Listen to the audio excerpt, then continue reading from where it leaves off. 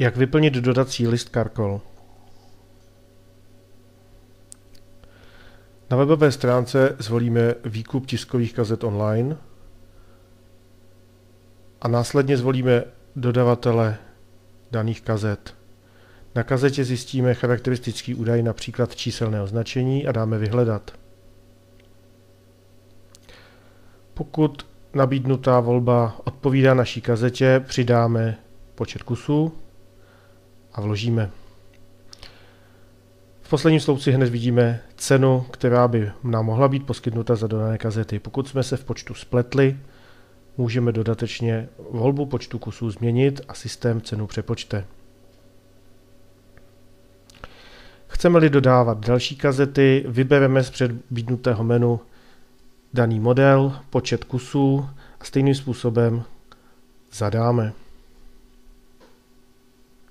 Na spodní straně se nám objevuje celkový počet kusů a předpokládaná celková cena dodávky. Nyní můžeme pokročit na krok 2. V kroku 2 máme nejprve vidět souhrn toho, co jsme objednali, respektive zadali do dodacího listu, a dále vyplníme dodací údaje o odesílateli.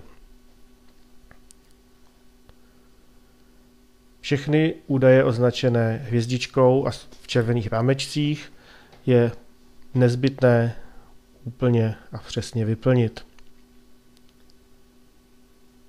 Zejména pro další kontakt je důležité telefonní číslo, případně e-mailová adresa.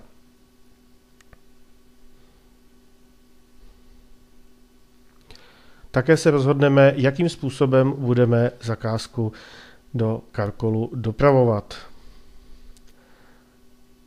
Volné pole slouží k připojení libovolné poznámky, například o charakteru převodu peněz.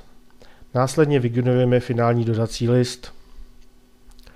Zde máme možnost kontrolovat, zda je všechno v pořádku, zda všechno odpovídá naší vůli. Dodací list musíme vytisknout a přiložit k dodávce. Volbou tiskárny a odesláním našeho dodacího listu k tisku můžeme celou akci ukončit.